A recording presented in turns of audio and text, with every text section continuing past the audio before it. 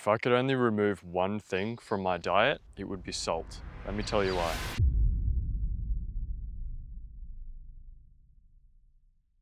Nowadays, salt is put in literally everything from confectionery to canned foods. It's even put in tubs for us to buy specific special grades of salt, the Himalayan types, the Celtic types, the sea salts, all of it, black salt even. People are even going as far to make salts out of celery. No matter the form, our human body cannot use it and it should be avoided. Salt in its rock form is what's known as inorganic, meaning that it has to be processed by a plant for it to become organic and therefore usable by a human being. During this process, the sodium and the chloride get pulled apart, what's called dissociation, and that gets turned into sodium and chloride, which are usable electrolytes. When I ingest table salt or sea salt or pink salt or whatever, it does not matter. The sodium chloride does not dissociate. It might dissolve in the soup I'm making or even the water I drink, but the two component parts do not break apart. Herein lies the problem. Much like when a foreign protein enters my body, when an inorganic form of salt comes in, my body sees that as an invader. It doesn't recognize it as food or anything else that's usable. So the body deems it as a waste product and it's held outside of the cells. Common to the now popular mainstream medical belief that adding salt to everything is hydrating, which I subscribed to myself for a number of years, it's actually the opposite. You see, the body has a very particular electrolyte balance that it needs to maintain fluid balance, endocrine system function. When these minerals become out of balance, things go haywire very quickly, which can lead to very serious health concerns. A lot of heart problems with salt in the diet, a lot of artery issues, hardening of blood vessels. The lethal dose of salt for a human being is 30 grams. Most people eating a standard diet are ingesting at least a third of that amount every day. Add in all the other dehydrating factors that diet entails, it starts to make sense why normal people always have to have a bottle of water by their side and why not long after eating a cooked meal, they're reaching for a glass of water. You see, the regular person is always just teetering on the edge of dehydration. Some would say they're even chronically dehydrated, and the little water that they are getting from some of the ingredients in their meals, plus the liters and liters of water that they're drinking, is the only thing that's keeping them alive. So when someone becomes reliant on table salt, they will find that their taste buds rearrange themselves almost, resulting in a sensation where nothing seems to have any taste unless there's salt on it. The thing with salt is, unlike a lot of other tastes and sensations, the whole tongue is sensitive to salt. This means it's extremely stimulating, which is why it's included in almost everything. There are other reasons for that, which I'll touch on shortly, but this is the main reason, because it's stimulating, but it wreaks havoc on our endocrine system.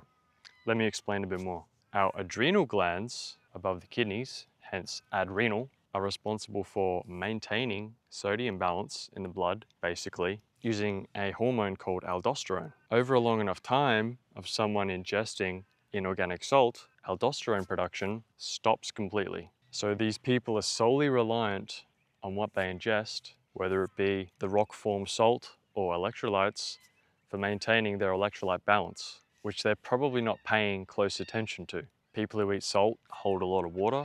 I've said this in many a previous video, but the solution to pollution is dilution. Water is only ingested when the toxemia threshold is breached. So water is the universal solvent for a reason, and one must ingest it to dilute toxic substances in the body. And this sensation is known as thirst.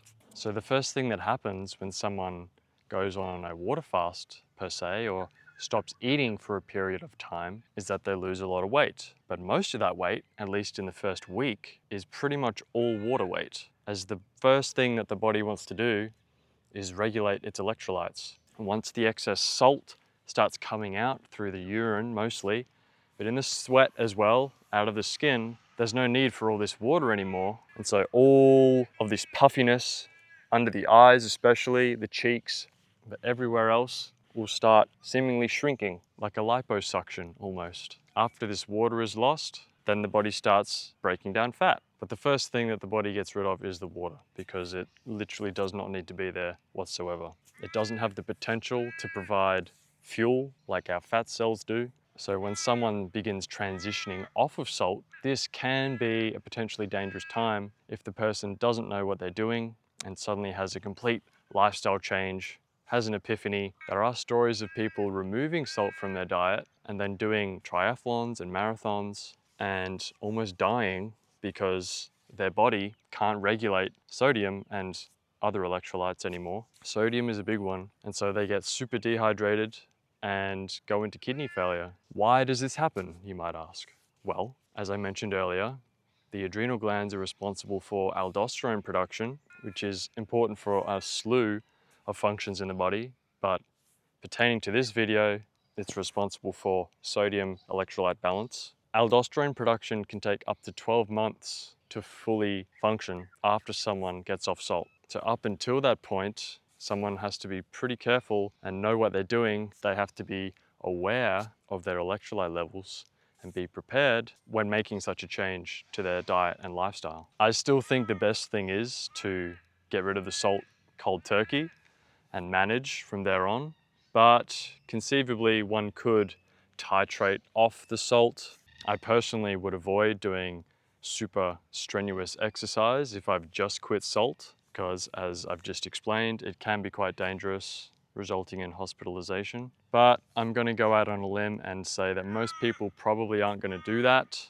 Most people changing lifestyle are doing it slowly and want to do it properly if they're taking it seriously. And so with a properly designed raw vegan diet, keeping the dietary fat low, under 10% on average, with a minimum of 80% of calories coming from carbohydrates, everything else works itself out. One last thing I'll touch on, as I mentioned earlier, there is another reason why salt is added to almost everything we see in the supermarket, in a lot of canned and packaged food specifically. I can see two main reasons why the salt is there. First of all, salt is extremely cheap.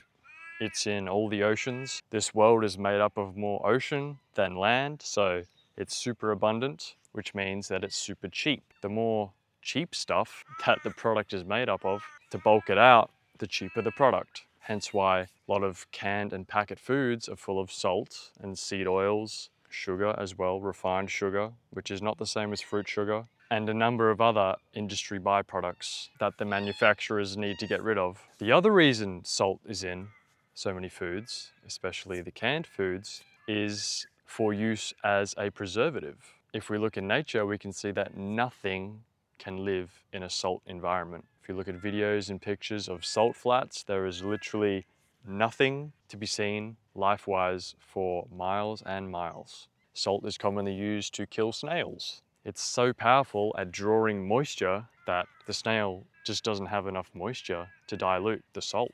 So it dies. And the same would happen to us. It does happen on a sub-mortal level, if I can use that term. It happens to a lot of people every day on a sub-deadly level, whereby they're getting just enough hydration to dilute the pollution of the salt. So the popular opinion is that salt is hydrating. That's why everybody's selling it now in all the health food stores. All of the health coaches are promoting it. I certainly believed that for a time, but I've come across some new information that explains that that's not the case. In fact, it's the complete opposite. So I explained a little bit that inorganic salt, it's a foreign substance inside a human body. Normally, the sodium-potassium ratio in a human is 8:1 in favor of potassium. Potassium is responsible for drawing water inside of cells, and sodium holds the water outside of cells. When someone eats salt inorganically, not from plant sources, they are throwing this ratio way off in favor of sodium, and therefore all the water and hydration from inside the cell starts becoming drawn outside into the extracellular space, causing edema, swelling, puffiness. As I explained, this is then the first phenomena to reverse when someone stops eating for a time, and it happens super quick, seemingly within 24 hours. It's quite remarkable to see. So that's just a little bit on salt. I encourage you to remove it from your diet if you were to consider anything to remove from your diet, I think removing salt would be the highest ROI thing to get rid of. You might find that things taste a little bland after doing this, but trust me, your sense of taste will come back and normalize. And I think you will realize, as I did, things actually taste so much better without it. If you're motivated to regain your health, change your lifestyle, and turn your life around, I'm offering free consultations. In the description box below, there'll be a link where you and I will have a discussion about diet, lifestyle, fitness. Ask me anything, I'm all ears, and I'll let you know if working with you is something that's possible. That's all for now. Thank you for watching. I'll see you next time.